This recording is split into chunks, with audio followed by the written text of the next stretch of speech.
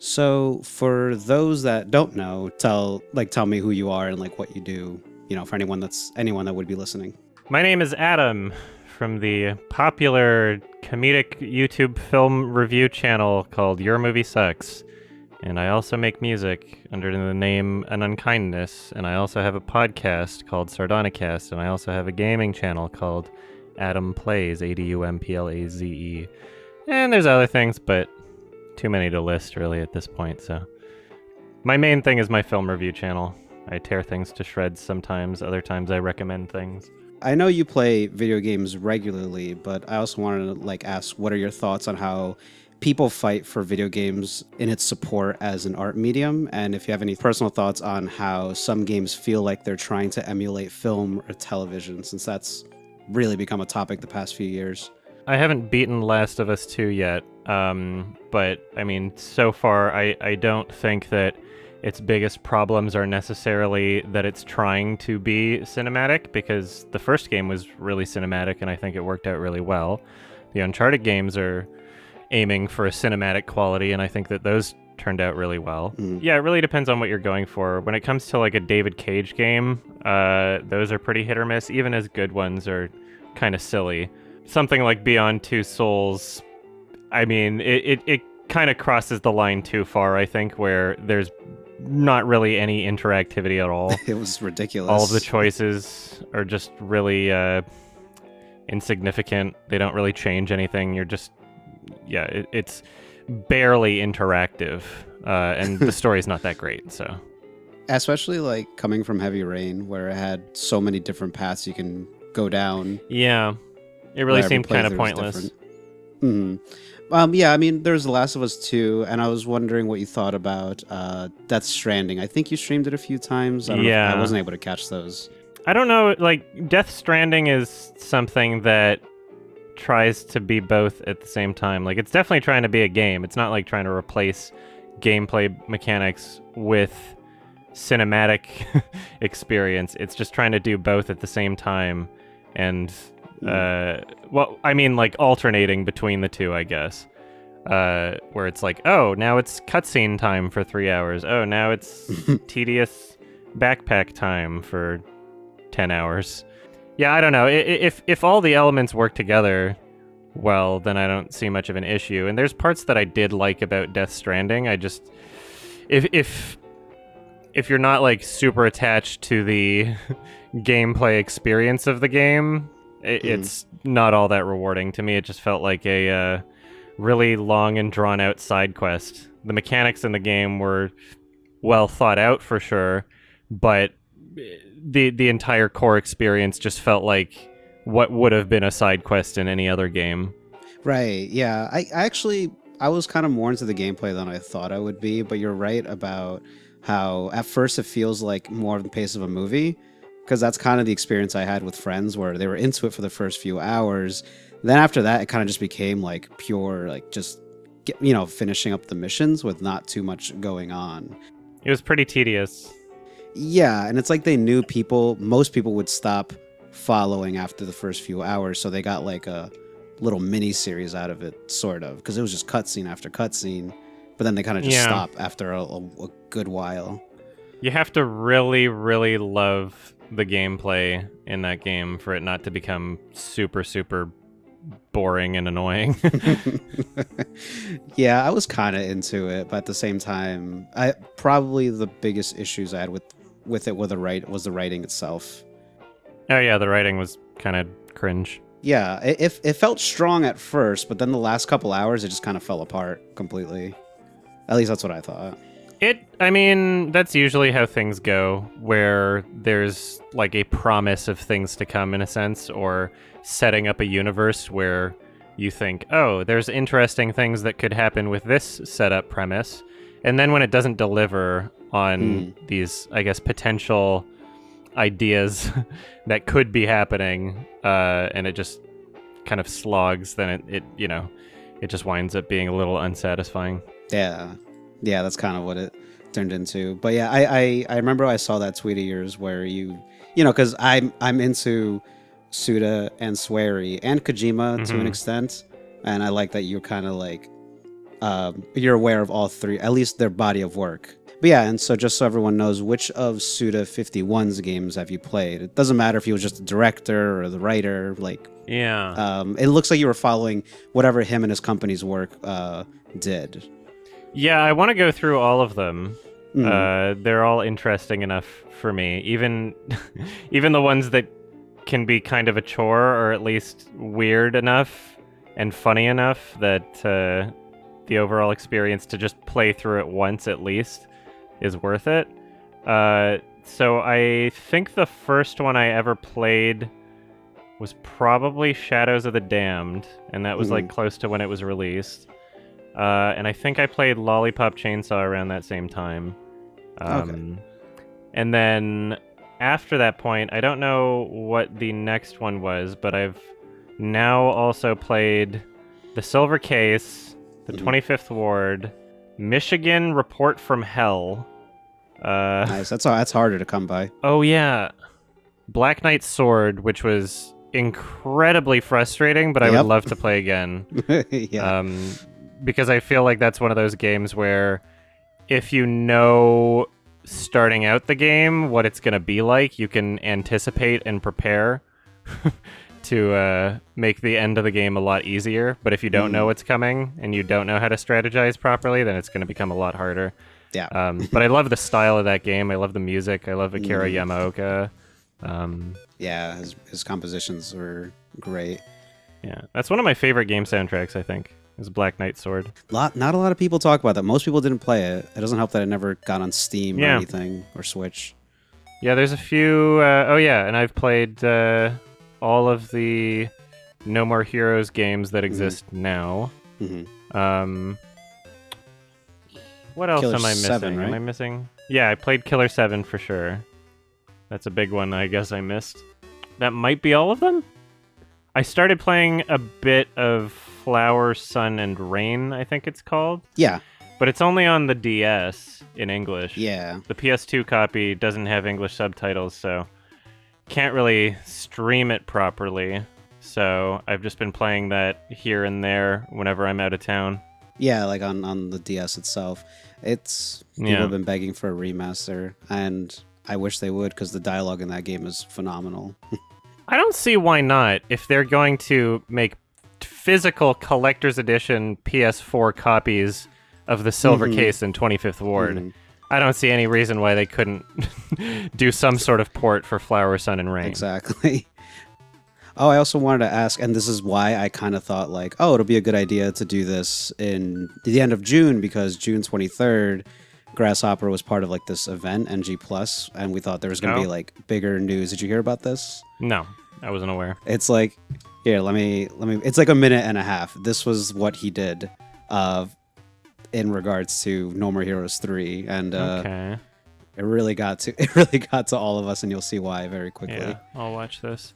So that's what I was anticipating for like a couple months, just for that to happen. Yeah, I don't know. It's coming out this year, right? So that's, I mean, you know, with COVID and everything, who knows? They haven't really spoken too much about it. I think he said, like, all I can say now is please be patient. Yeah, hopefully it's still out this year, but whatever. It's not the end of the world if it comes out next year. Yeah, it was just really funny the way he kind of delivered this, like, what he was teasing, essentially. I guess the only other major ones would have been like Killer is Dead. I don't know if you got around that. I haven't played that yet. That's on my list. Yeah. Do you have any opinion on which version I should play? Because there's like a Steam version and there's like a PS3 one. If you can, definitely play it on Steam. But before you do, just look up the 60 FPS fix. Because the console versions don't do 60, but it, like, for that style and the animation, it does wonders for it. So definitely do that. It's probably on, if you don't have it already, it's probably on sale like right now. I think it's already in my library. Oh yeah, and there was also Let It Die, but you know, it's like a free fest. That seems too intimidating for me at the moment. I'll touch that someday. If you've played Dark Souls, it's similar to it, like the combat. It seems more unfair based on the reviews that I watched. Yeah, kind of. Definitely is, because, you know, they expect you to just kind of grind through it, and like there isn't even a pay option for like premium shit. You just kind of have to deal with the shit they throw at you, which I guess was the point. Yeah. But, so what did you think about, like, I know you streamed Silver Case and 25th Ward, but what did you think of those as experiences? Do you think they were like easy to follow, and just like get kind of general thoughts on it, because I really want to know.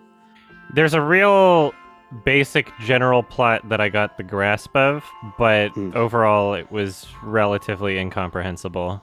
It was very difficult to follow, and apparently there's a story somewhere. But yeah, it's pretty wacky for sure. Did you play both? Did you play only the main campaign, or did you play the placebo? Like regarding Silver Case, we played the placebo stuff. Yeah. Okay, it's like, because not that the game explains this, but they want you to do it back and forth, like one of transmitter, one of placebo, because the placebo is the point is the guy explains to you what is going on in that main case. Yeah. But if you play them back to, like, if you don't play them in that order, you kind of don't remember everything. So it's a little hard to follow. Yeah. Same thing with 25th Ward, and all, like, it has 3 instead of 2, so it's even more to kind of remember everything. I always tell people, like, write down names, because you're not going to remember these very basic, like, Japanese names, and their portraits change. That's what we wound up doing. I'm glad, because I'm always telling people to do that now, if they ever jump into those. Yeah, I don't know if I'll ever play those again. They were a little exhausting. Yeah. No, I can definitely see that. Worth going through to experience it, but yeah. And what about Killer 7? What did you think of that game's, like, story and narrative? It was a lot of fun. The narrative was, also a little confusing. I'm not sure the narrative is what I got the most out of the game. I think the gameplay was the most fun, like the mechanics and the style. And just the overall tone. The stories in Suda games are difficult to follow, except for like Shadows of the Damned, like the more basic stories. No, yeah, I get that. He was like the head writer of that one, and it's definitely one of the more basic ones. But even that one, like, feels very unique for what they were going for. Even though, I don't know if you know the whole story, but publishing with EA, they fucked with that project a lot and made him turn it into like a very basic, like, shooter that he didn't want. Yeah, that's the impression I got. But even then, he was able to have a pretty cool story, great banter between the characters. That's kind of what I got the most out of when it came to Shadows. But Killer 7 is definitely harder to follow. It doesn't help that 2/3 of the script was basically chucked. Oh, yeah? For the sake of it. Yeah, because there was going to be a million connections between Silver Case and Killer 7, but then he kind of got rid of them because the game was going to be... that was going to be his first game to reach America. So he's like, oh, they're not going to get any of this. Yeah. I should cut it up so it... not really make more sense, because that's definitely not what happened. And a lot of it's hard to follow. Heavy symbolism, meta fucking themes and shit. Yeah. Talk to you for hours on that, but yeah. What about No More Heroes' like stories? And I'm wondering how you felt about the first and the second one, like experiencing those. It was fun. Again, most of what I get out of them is the overall like style and aesthetic kind of experience and the tone. The story, it's not too hard to follow or anything. It's pretty basic in terms of like character goals, but it was entertaining. It's just a fun, jolly old time. Nah, I getcha. And what about Travis Strikes Again? If you had anything like on that, because a lot of people immediately rejected that game before even trying it. So I was really happy to see that you went through the whole thing actually, and in co-op, which was, that's where the game strides the most. Yeah, it seems like it was meant to be experienced that way. I think the No More Heroes fan base is quite substantially larger than the overall Suda fan base. People that would know what the 25th Ward is. And so with that game including not just a lot of callbacks and references and tie-ins to his other games, but also a lot of the same mechanics in terms of like, oh, okay, this is going to be story time. we're gonna read through all this stuff here, and those long sections. I could see how it could turn people off who are used to the regular No More Heroes games, and the gameplay isn't the same either. It's a very different game. It's very clearly like a spin-off title. So I can understand why people who are fans of the other two games wouldn't like it, but I don't know. I'm playing it to play a Suda game either way. So I like that too. Yeah, and Swery to an extent. Which one of his games have you played? I've only gone through Deadly Premonition and D4. I don't even know what The Missing is, but I've played the other two. Yeah. The Missing. The Missing, yeah, that's a game he did. That was the last one he did. That was after D4. Oh. Okay, yeah, I wasn't even aware of this. Interesting. I was a bit disappointed that D4 never got to be finished. I think that was a mistake on his part of signing with Xbone instead of PS4, because that type of game probably would have done a lot better on a Sony console. But like, just it in terms of like downloadable titles, it wasn't really the demographic for Xbox owners. Barely anybody bought it. So what? There were only like 2 episodes or something? Yeah, there was only 2 episodes, and he was supposed to do season 2, but it just, because it floundered, he just wasn't able to do another one. And I think he admits to that. And like Deadly Premonition 2 might infer something about D4. I don't know if you saw, but like you see for a second York is in that guy, I forget the name, but the main character's apartment in Boston. Okay. So it's like, I haven't he might seen be much teasing about it yet. Yeah, he might be teasing like a new, like something for D4, like, or something in the future. You never know. So yeah, it's funny seeing that Swery and Suda are now also going to be like doing a game together, because people always felt like they were, you know, if you're a Swery fan, you're a Suda fan, and like vice versa. And now they're supposed to make like their own horror game in a couple years. Yeah, I vaguely heard about that, but didn't really look much into it. Oh yeah, no, they haven't. They've said barely anything. Just that Hotel Barcelona is supposedly the name, and they're getting the guy who made Silent Hill 1 to work with them as well. Okay, which is awesome. That sounds cool. Have you played those games? Now that I'm asking. I've played every Silent Hill game. I really enjoy 2 through 4, and 1 is also good. The rest, not so much. Yeah, pretty much. I'm glad you like 4 as well. A lot of people don't like 4. It's a love-hate sort of thing, but I think that it offers something in terms of experience that you don't get from any of the others. Yeah, definitely. And it's good to see, like, I had my friend play through 2, like, on his own for the first time. It's good to see how it's still effective to people that never really got spoiled it, and they never really knew anything about it. Mm-hmm. And the story still gives them, like, you know, it still hits them hard. Yeah, I mean, I don't know. I still can... Silent Hill 4 is probably, like, the scariest one for me. I don't know. Yeah. Like, it's the only one that really gets those emotions from me. It's kind of fucked up and disturbing. And what did you think of, like, the stories, like, in those games? Especially, like, 2. People always bring up 2. I enjoy the stories. I enjoy, like, the subtext of the monsters being metaphorical representations of the main character's fears and insecurities and stuff like that. There's cheese in the stories, even in the good games, and some of the performances too. But I think they kind of exist in their own little plane of story and how they're structured and what's going on. Where it might not work if it was something else. Yeah, that's kind of what I always thought. That they would never really work as like a movie or a show, which I'm sure Konami's thinking about after Castlevania doing well. The Silent Hill movie, the first one, wasn't the worst thing ever. Mm-hmm. In terms of like the very low bar that is set for video game adaptations to film, yeah, I'd say it's one of the better ones.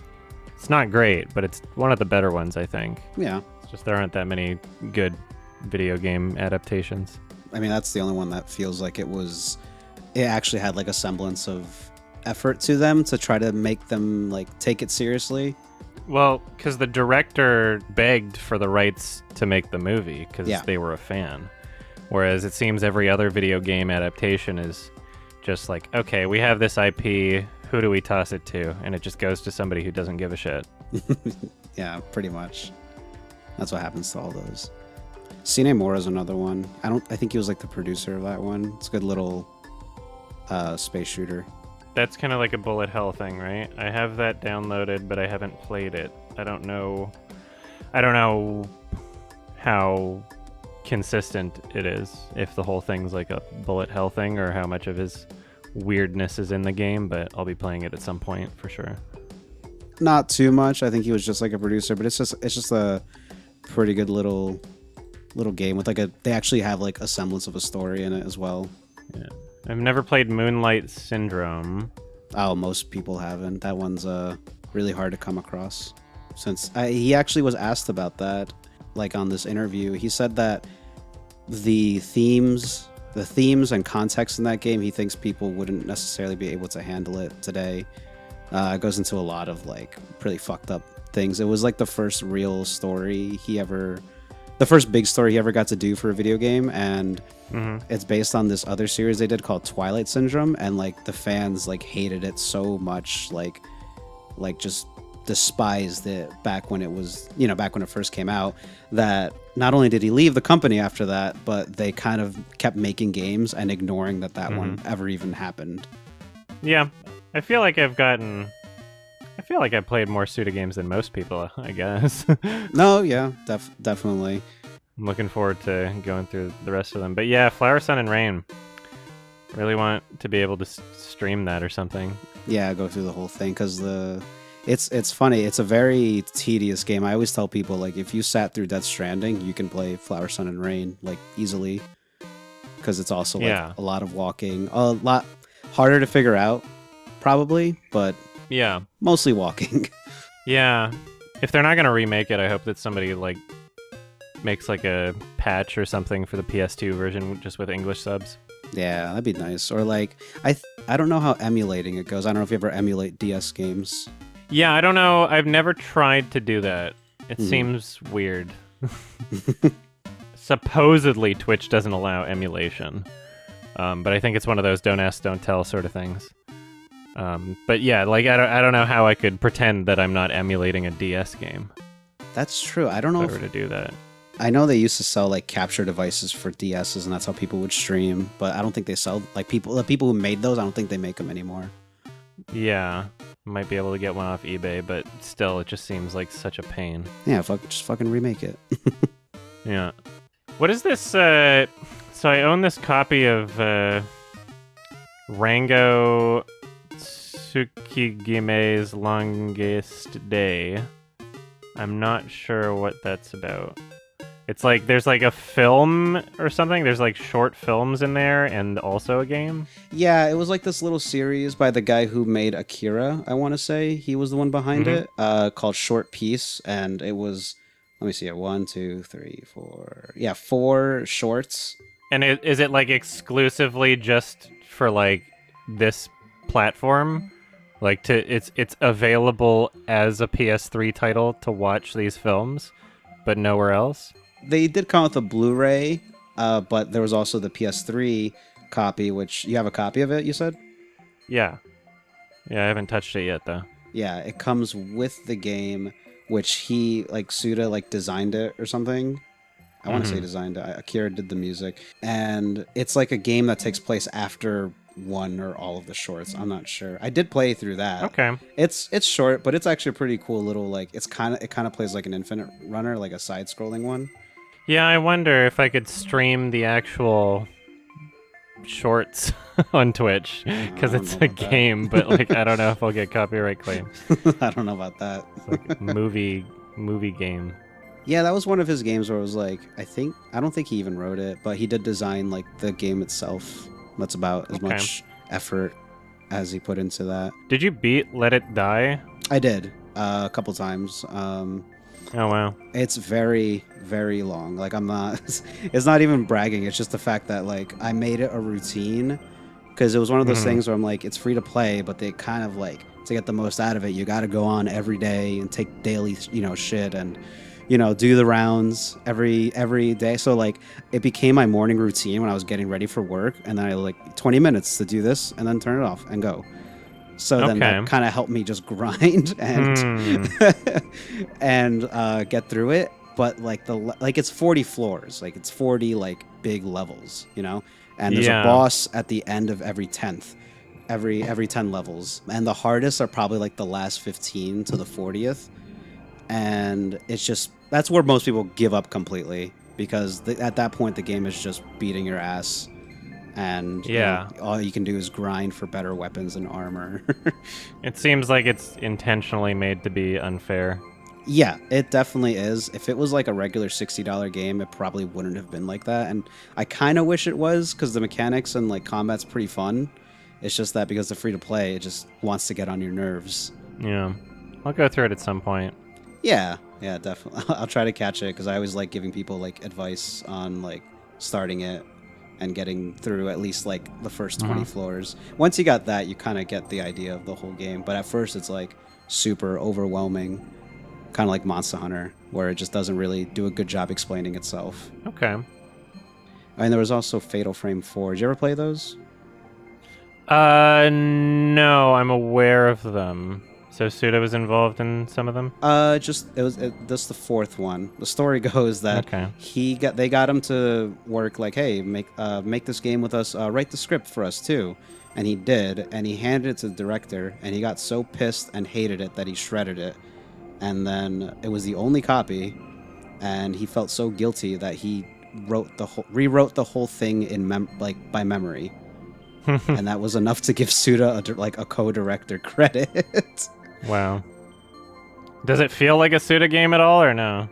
Not necessarily. The only thing I would say is that like it's obsessed with the moon. The moon's a big theme for that one, which is they never did for anything else. Suda loves the moon. That's he does. Big thing for all of his games. It doesn't feel too much like a Suda game. Same with like Diabolical Pitch. That was the Connect game he did, where you're just a pitcher in like this demonic world. That sounds funny. It was okay, but yeah, it's very tiring.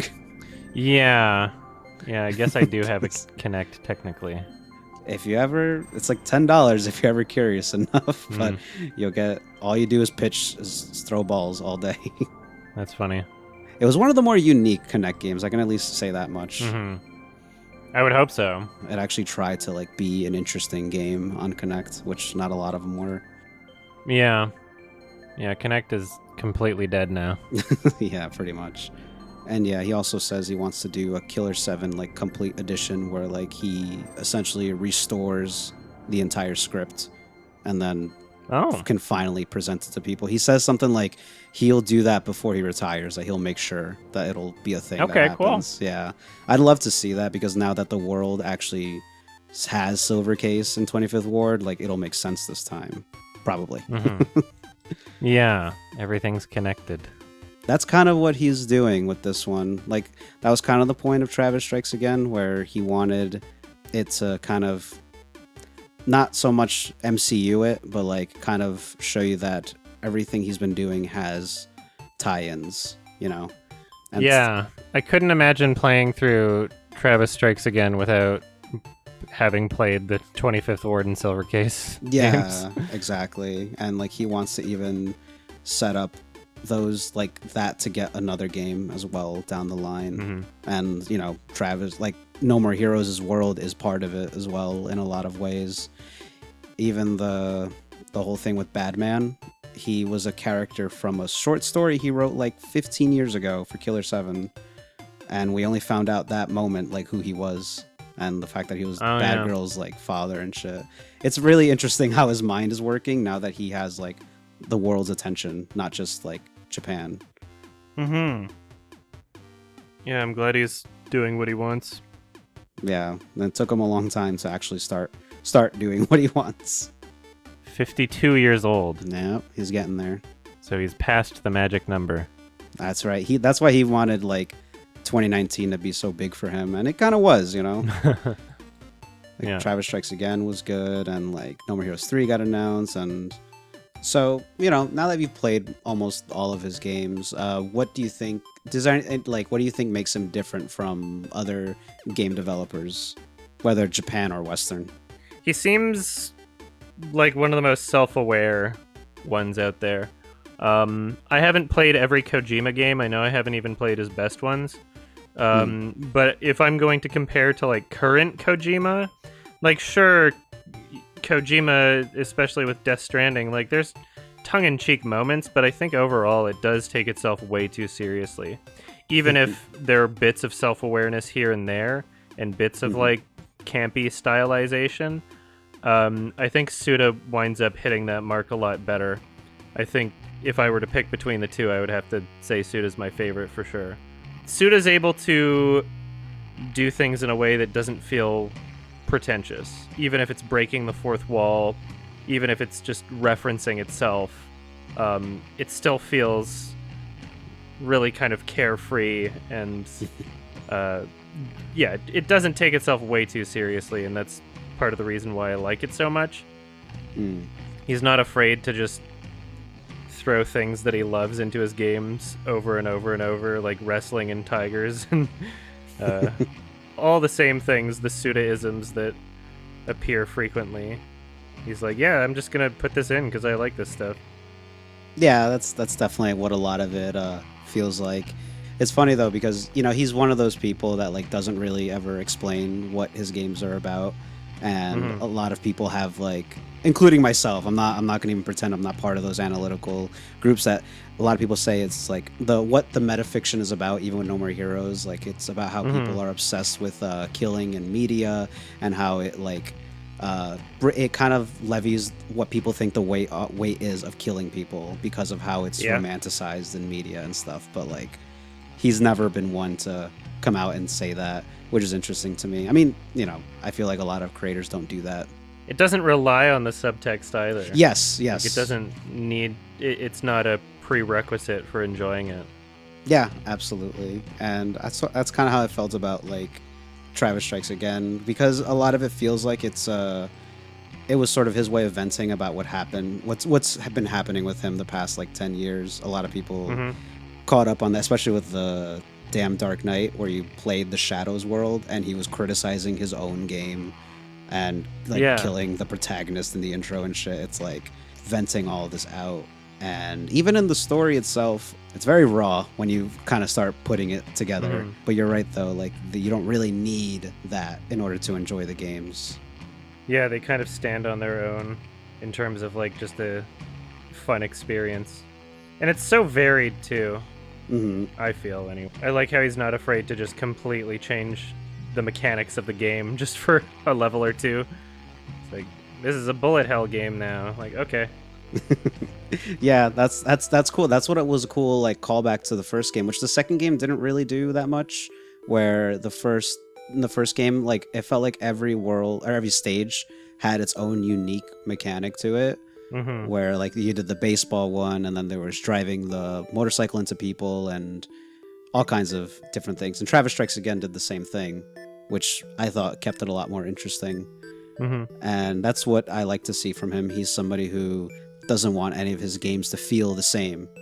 You know, none of them ever really do. Yeah. They're always a unique experience in some way. Yeah, like even like Lollipop Chainsaw, which is probably the one people like the least, I still stand by it, you know. Yeah, I'd be willing to play it again. I've never played it on stream. I just played it when it came out. So yeah. I think that there's an interesting conversation to be had about game developers and what types of characters they are, especially when comparing Japanese games to American games, because a lot of the popular titles coming out of America are really just like factory produced collaborative efforts. Not to say that nobody else exists in terms of the production of Suda's games, but when I play a Suda game, I'm getting something that is the core experience of that human being. Whereas if I'm playing, you know, anything from Bungie or like one of the Halo games or even a Naughty Dog game, it's like, well, there's creative people behind the helms of these games. but they get swapped around depending on the title, or leave the company and the company's still doing that, right? Mm-hmm. And so you don't really feel as much of like a personal experience of that person. Whereas like Kojima, you're playing a Kojima game. Suda, you're playing a Suda game. Swery, you're playing a Swery game. Yeah. And even if they were to have like a different publisher, that doesn't really change that it is their game that you're experiencing. And that's something I really enjoy. Yeah, and that's why Suda like fell in love with indie games in general. And while he was like making these giant $60 project games like Shadows and Lollipop, like indies were starting to really get their name out there. Yeah. And that was around the time he realized, like, I need to step back. I can't keep letting giant projects like this get out of my hands. Because that's what he felt like for the most part. He still loves like Lollipop, Chainsaw, and Shadows, and Killer's Dead. But he kind of like secedes, saying he's like, those weren't how I wanted to go about them. And I wish I can go back and change it. So he was kind of falling into that. What happens to Western devs? When I talked to David Jaffe about making, the guy made Twisted Metal and God of War, the original. Oh yeah. I talked to him about it. He says like there's two kinds of developers. Some of them kind of just keep their head down and make what the big studio or the publishers want, and that's what's happened to a lot of AAA. But you have anomalies who they want to be the ones in charge and control everything. But they like that's more in regards to Japanese developers. That's what it seems like these days. You're right too. Like Naughty Dog, I love them for their Crash and Jack games, but everybody who made those games, they're not really there at all anymore. They all went on to do different things. Yeah, it's kind of cool seeing like, even though he's a Japanese developer, he seems to be really connected with what indie developers in the West are doing more than anything else. it's a much more personal form of art, and we only really ever see that in Western games when it's indie titles at this point. We don't really see that with AAA games. Hey everyone, thanks for watching. I just wanted to give a little update at the end of this video, as I'll need a little more time to get things together. I'm working on multiple projects, and I like to keep my upload rate to at least once a month, but I'm not sure if I'll hit August. If not, I hope you'll be patient with me and continue to support my work. I also want to personally thank new Cool Ghoul patrons. Thank you Bit Slime for upgrading your patron tier to Cool Ghoul. You support me bit by bit. Slime. Next is Isaiah, who is a great help to me and my work. I'll be here all week. After that is Kaiser Ryu. Just having that as their name means they can probably kick my ass in Street Fighter. And maybe even Contra Rogue Core. Yes, that was his name. And last but not least, Alejandro. Don't want to kiss, don't want to touch, just smoke my cigarette and hush. And don't call me Roberto, because that's not my name.